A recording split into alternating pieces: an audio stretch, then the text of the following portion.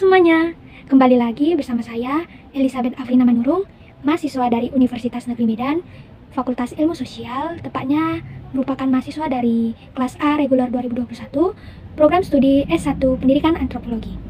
Pada video kali ini, saya akan menampilkan bagaimana cara saya sebagai seorang sahabat untuk membantu mengembangkan moral yang dimiliki sahabat saya pada masa remajanya. Sebelum menampilkan, terlebih dahulu saya mengucapkan selamat pagi kepada Bapak dosen pengampu yaitu Pak Fauzi Kurniawan, dan juga saya mengucapkan selamat pagi kepada teman-teman sekalian. Untuk mempersingkat waktu, langsung saja saya akan menampilkan bagaimana cara saya dalam membantu teman saya untuk mengembangkan moralnya. Teman-teman, pasti semuanya kita telah tahu bahwa masa remaja merupakan masa di mana kita mengalami masa-masa labil. Ya, masa-masa labil.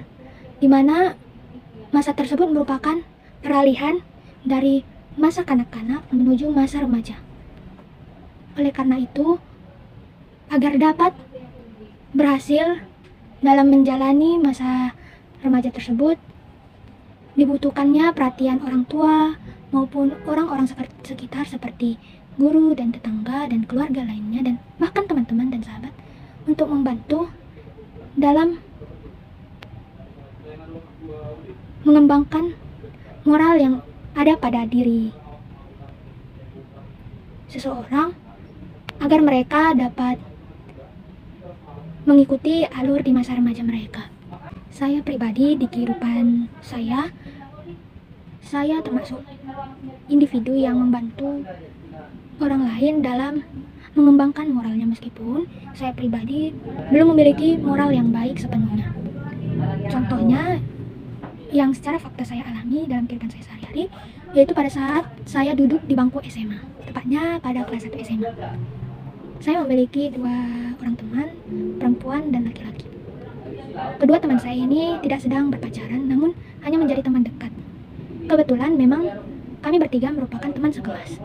Pada suatu hari, ketika bel istirahat berbunyi, biasanya memang kami semua siswa yang ada di kelas itu pergi keluar untuk bermain-main ataupun pergi ke kantin untuk membeli makanan.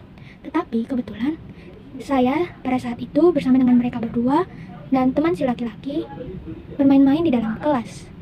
Namun saya tidak ikut ambil dari tindakan-tindakan yang mereka lakukan. Saya hanya menyaksikan apa yang mereka lakukan pada saat istirahat mereka. Tapi saya heran, mengapa perempuan dan teman laki-laki saya ini kali itu sangat begitu dekat. Saya amati, ternyata tepat di depan saya tidak tahu apakah mereka sadar dalam melakukan hal tersebut. Di depan mata saya melihat si teman laki-laki saya melakukan pelecehan dengan teman perempuan saya itu. Alhasil saya terkejut. Saya sangat terkejut karena baru kali itu saya melihat teman saya melakukan hal yang tidak senonoh.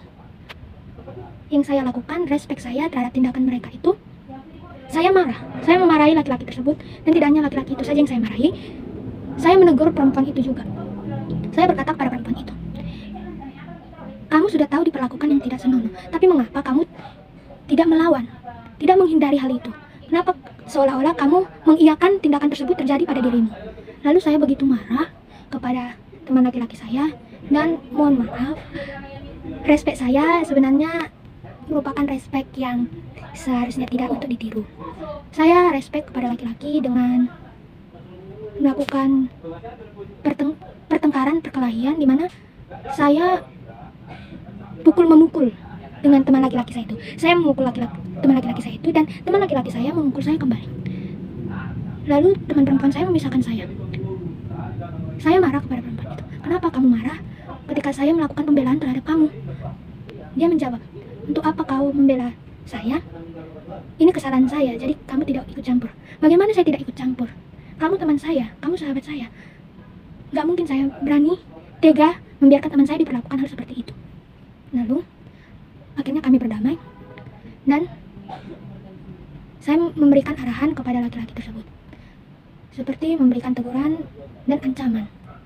Saya mengatakan begini kepada laki-laki, teman laki-laki saya.